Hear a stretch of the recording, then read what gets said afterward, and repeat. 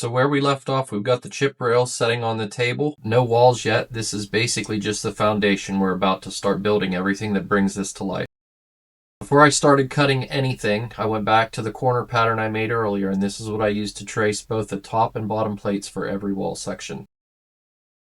Now here's where the real work starts. I'm cutting out the first set of corners, and yeah, I quickly realized this was going to need to be done 8 more times. This is one of those steps where accuracy matters. If the corners are even slightly off, everything down the line starts fighting you. So I took my time here, made sure each cut stayed clean, and kept everything as consistent as possible.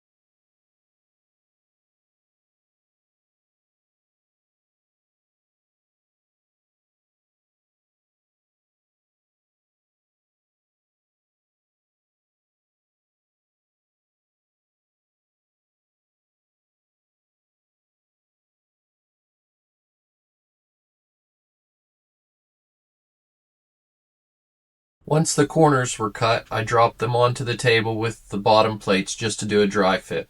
At this stage, I'm not trying to build anything yet, just making sure everything lines up and sits flat and actually fits the way I planned.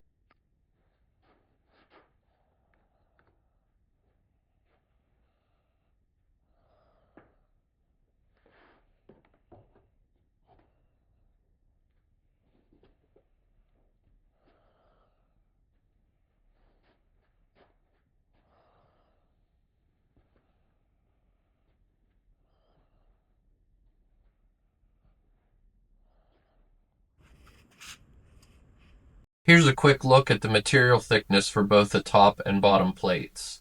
I spaced the top and bottom plates out at 11 inches. That's going to be the total wall height. From there, I can measure all of my center studs.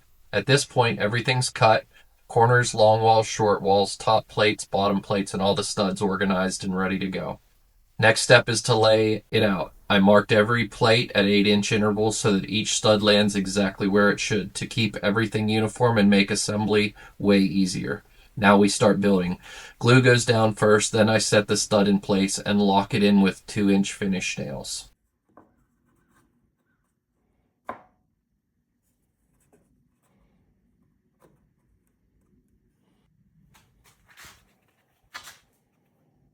Once the first section is locked in, it's just repetition from here. Same process, every 8 inches all the way down to the end.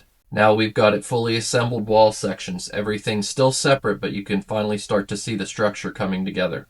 I set all the wall structures in place on the table for a full dry fit. This is where you really get to see the first look at the actual footprint of our build.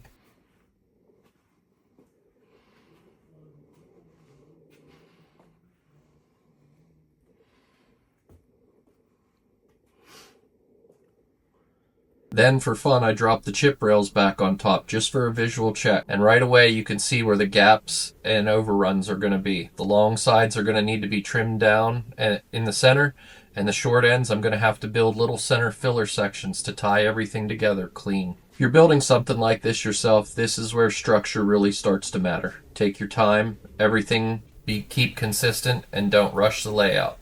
It'll save you headaches later. Make sure you like and subscribe if you want to follow the full build. Structure beats luck, and in the next episode we start assembling and installing the wall sections.